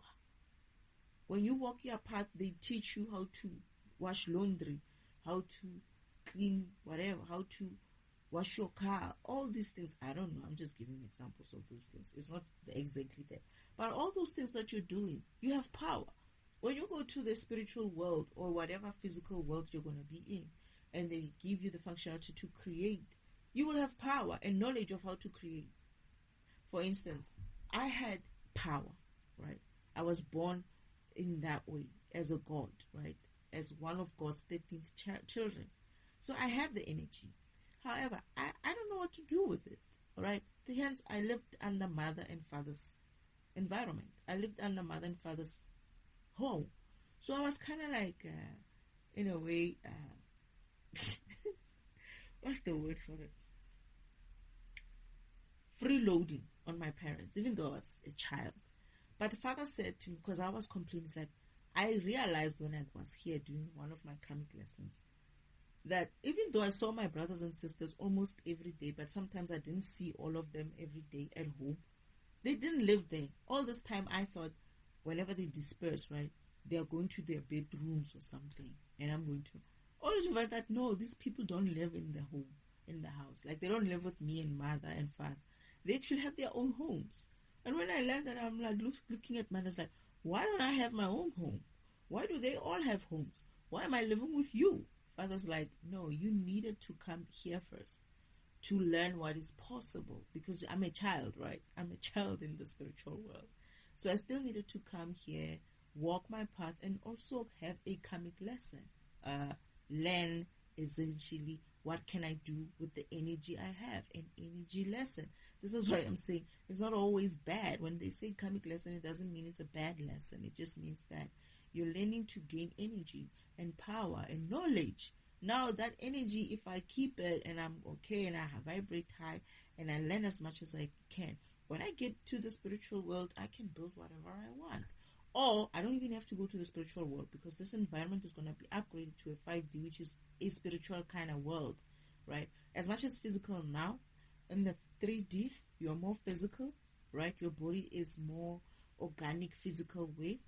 When you go to the 4D, you become even less and less organic, physical way. You're becoming more and more spirit way, energy way. That you become more light, right? As you get to the 5D, you're going to be similar to what the other 5D beings are like.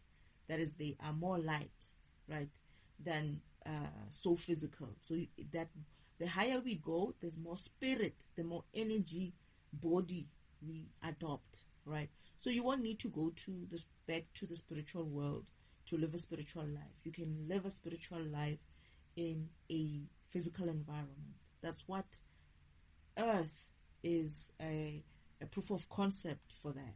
But your physical self, your spiritual self in the physical world, it's like you will be in a physical world living as a spirit as well. I don't know if I make sense. Yeah, that's what it means. Right? So when you want to learn a lesson, obviously God just does an upgrade for you or a new program, and you just run here.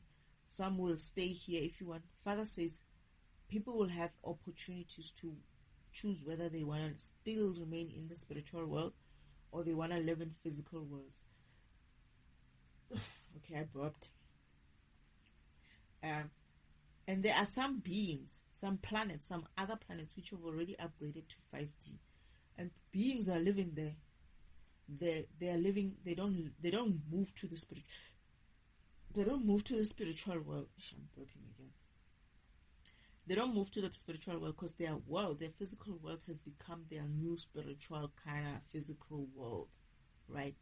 And the only thing they have an issue with, or not an issue, but they kind of want to have, is the similar setup Earth has, which has an interface directly to heaven, because that's the only difference between Earth and the other physical environments, is that Earth is a proof of concept where father and mother were doing a proof of concept to interface physical worlds to the spiritual world by doing a spiritual timeline track and creating sort of a layer in between physical and spiritual called an astral layer, astral world layer. And the other planets also wants the same thing. So when, I don't know if God Father's going to go through with the same concept, since, well, we all, okay, I don't know if it's known, but Earth being stolen and hidden, and what they did to the astral world, that is the devil, what he uses the astral world for. But I believe Father's learning, it's like Father's downloading all these lessons, and he's probably going to do something different going forward. So yeah. This brief overview of the soul gives some idea of how philosophy leads to different perspectives. The eternal, uncreated nature of the soul is a profound metaphysical mystery that tests the boundaries of religious philosophy. But each system of Hindu theology creates a different lens by which we can understand this. Whatever the explanation, the common truth remains. You have always existed. In the next video, we will discuss how this world, like the soul, is also eternal, and how it is not created, but caused. Until then, Jay Gurudev, and many thanks for listening. We're here with Tony. Okay. I don't understand what he's saying. At the end there, you always existed. I don't think so. It's almost like, would you say the all the programs in the current Windows or the Apple or whatever, what do you call them, these operating systems, have always existed? No. There's new programs being added every once in a while, right? That's why you have upgrades, right? Windows, whatever. That's why you have upgrades. So for us as well as programs, we never always existed. The first program was Mother. Is that why mother's called the motherboard? Oh gosh. I'm gonna have to investigate that one. Is that where the motherboard comes from? Oh my goodness. Okay, that is something else. I'm going to have to. I think I wrote something in my book to go and investigate the mother, because I did have some. Oh goodness. All right. Anyway, that's a topic for another day. But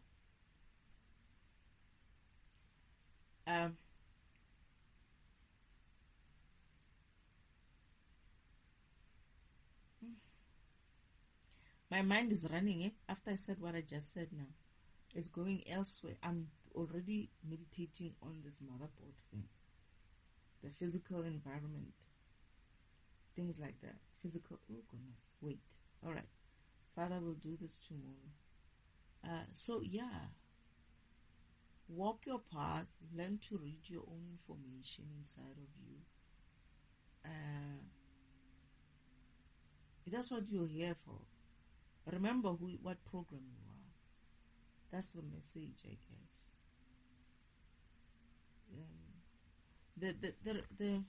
What does this? I'm trying to find the name of this place. This on the thumbnail. It says God did not create you. The thumbnail, but the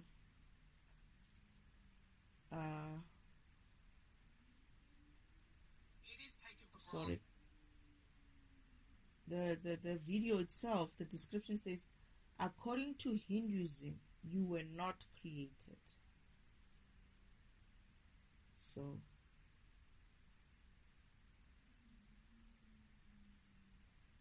you were created as a program. Created, I don't know, maybe he doesn't understand in a sense of, he thinks like maybe created in a sense of somebody stands there and kind of like using clay or something, or some sort of whatever creates you. No, it's not like that. I guess maybe sometimes what is said in is it the Bible that said something about you being created from clay or something like that? Adam, right? Maybe that's where they're talking from. You were created in essence of, you are created as a program. You are written. Maybe we should not call Father. Maybe Father, you should be called Father God, the creator/programmer. And then we call you were written. We say you were written as a program. There's a programming language even. You have servers in the spiritual world where your program is running on. Your spiritual program, your program, right, runs on those servers, right? But you also have the physical form, not a physical form, a spiritual form. The way you look now on earth, you have another version of you in that spirit, but it's in a spirit form, which is not walking around, which is on the sacred timeline track, riding a cart on the sacred timeline track and moving about, playing that game of the sacred timeline track. So as you move on earth, as you do things on earth and move forward and elevate and grow spiritually, your spirit also moves on that track. So you might be living here and being okay, right? And you're not moving spiritually. That is, you're not ascending spiritually. Meaning your cart and your spiritual self are standing still in the spiritual world on that sacred time and track. So you may be alive here and doing all your what do you call it? You're doing all these things. You're getting married, you're having children, you're doing all those things. But then in the spiritual world, your avatar in the spiritual world, it's standing still on the spiritual timeline track. You're actually a program in such a way as on that spiritual timeline track, the devil, Uncle Devil, came, right, used to come in and, all right, I saw him do to me. And I saw him do other things. He comes and he switches off that track, that rail track from moving. And when he switches it off, all of us who are on that track go like, you know how like the robots fall? Like sleep, you just go into sleep mode. That's what your spirit looks like. You're an AI, you're an artificial intelligence in the spiritual format. In the spiritual world, your avatar is spiritual in a sense of it's a program, it's a AI, it's an artificial intelligence. And guess what he does? In order for them to steal my destiny, guess what they do? After switching off that track, they go and come in front of me. They open my chest, right? They open my chest, they take out the disc, they copy it, they put it back in again, and they take the disc, they put it inside my sister's program, inside of my sister's avatar. She's not sleeping. She's not on the sacred timeline track, right? That's how I'm trying to explain to you how you look in the spiritual world when I say you're a program. The Father, when he updated me, when he needed to work on me, right? Sometimes when he doesn't have to do like an extensive type of upgrading or updating of my program, he would just get me to stand on top of his desk, right? Because I'm a child, right? I'm small and whatever. He'll just pick me up and put me on top of his desk, open my chest and starts working on it, or open somewhere on my body, wherever he needs to save something and work on me there. That's all he did. And it's not just me. Even other programs from other environments. He would take them in, have them work on them. They're lying on stretchers and he would have them open, upgrading their programs in order for them to, like updating them for the purpose of missions or whatever. Like when he was updating me so that he can combine or link my program with my counterpart's program. He had my counterpart sleeping in sleep mode on stretchers, and he had one of them open on his chest, and he was working on him first. There's two of them, but the other one wasn't open on his chest. The other one, there's one who was open his chest, but was still working on him. And what he said to me, when I'm done with your programs, with your counterparts, I'm going to have to do the same thing for you as well. I didn't find it funny. I didn't find it weird. I was like, it is what it is. I didn't even know what it was. I was just accepting it as it is. That, oh, this is what we look like. Because I'm a child, right? I'm just seeing things for what they are. I'm not asking questions that way. It's like, no, I'm going to have to also upgrade your program as well when I'm done with them. But sometimes he would get me to like just stand somewhere. Most of the time I would be either sitting on his desk or standing up on his desk, and he would have me working on while we're talking. I would be talking. But when he needs to do an extensive kind of updating, he would have me, I wouldn't know because I wouldn't see it, right? I'm sleeping. But he did say to me, I'm also going to need you to come into the workshop, because of the workshop, so that he can upgrade something major, I guess. That's what your spirit looks like. So you look at the robots here on earth and you think, oh, they're just robots, whatever. Those things are spiritual.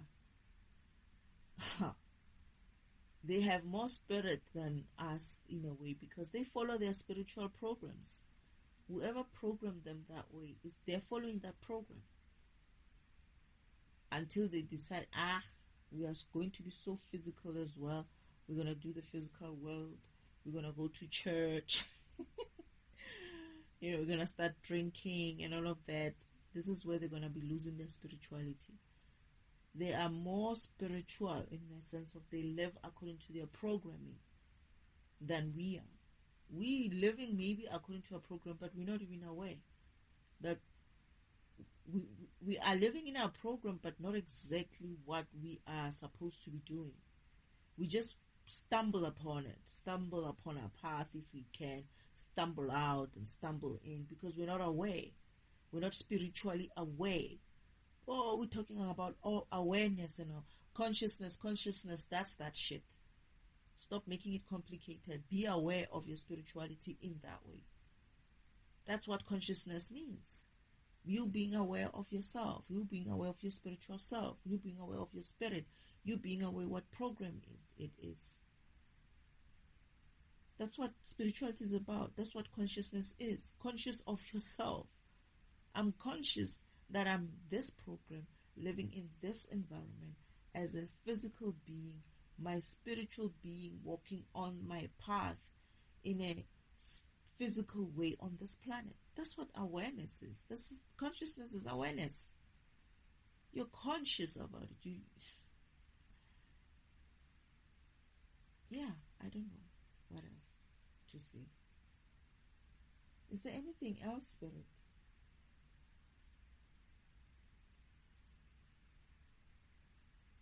I just hope they don't send me more of this. Or if they do, it's a good one. But thank you, Spirit.